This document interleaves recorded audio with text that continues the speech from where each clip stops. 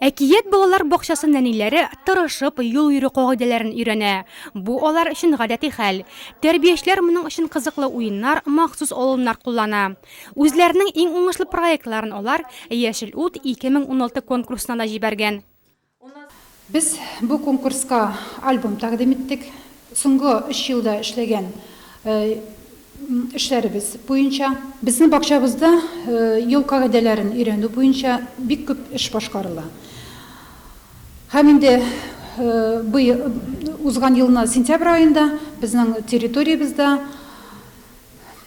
кечкенә генә автомәйданчыкта ачтык.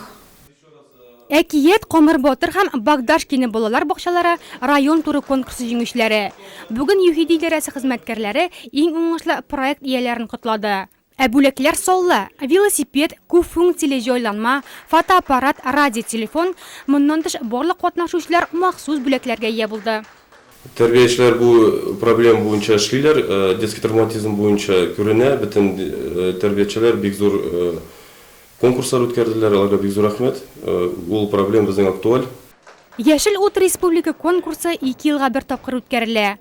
Ул балалар арасында юл травматизмын кизәтү һәм мәктәпкәчә яшьтәге балаларны юл йөрү кагыйдәләренә һәм күнекмәләренә өйрәтүне күз алдында тота.